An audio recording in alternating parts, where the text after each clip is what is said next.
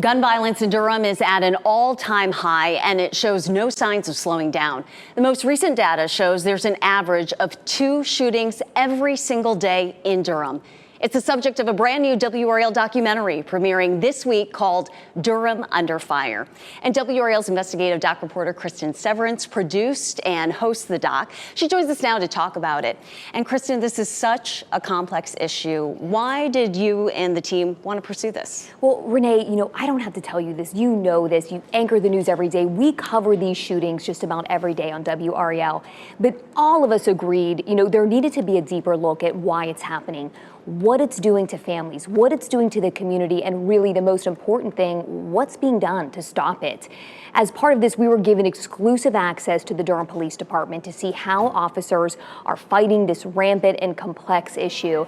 And as part of that access, we did a series of ride-alongs with officers from Police Chief Patrice Andrews. We also rode along with the gang unit. Police tell me staffing levels have never been this bad. There is a 20% vacancy rate, 111 openings. And Chief Andrews and her command staff, they're now covering patrol shifts to help out the officers on the street. And we were actually with Chief Andrews for her very first shift. Now, this was a Monday afternoon, 40 minutes into our ride along, there was a shooting at a gas station.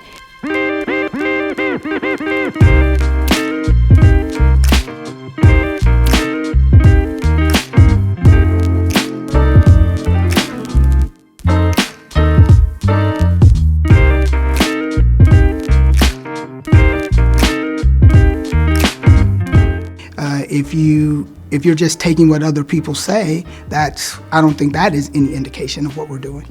I'm not. That's why I looked at numbers. Do you think you personally have done enough? No, I haven't done enough. What do you say to people who don't think you should be meeting with gangs? Tell them to give me another solution. If you want to be mayor, run for it, and then do it yourself.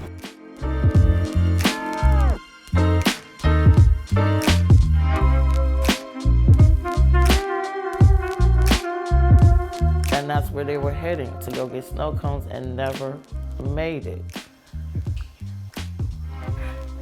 Never made it. I also have a daughter, so raising a child in Durham can be scary. Everybody is not woke up in Durham. Everybody is still sleeping on what's really going on in Durham. Broad daylight, such a public place, and 40 minutes, right, when you sat in the car with her.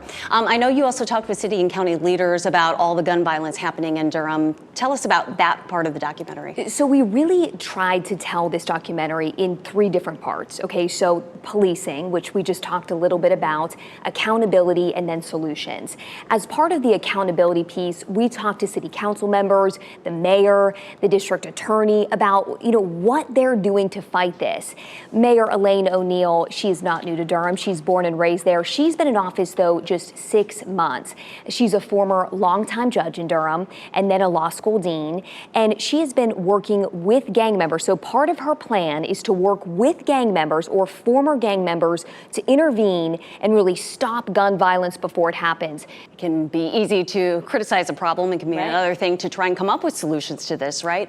And there are so many layers to gun violence. And certainly this is not just a Durham problem, it's a nationwide problem. It is. Why focus on Durham? Several people have asked me that, and I think there are several answers. One, Durham is growing. It's this it city right now. It consistently tops the lists of places to live and work, and it's attracting thousands of high-tech jobs. But it also has this gun violence problem. And officials have said time and time again, this has to stop. Innocent people are dying, and it's really hurting the community. We, of course, spent time with and talked to families impacted by gun violence in the documentary, and they share their pain, and it stays with you. The families we spent time with, I've thought about them every single day because these are lives. They've lost family members, and you can feel their pain.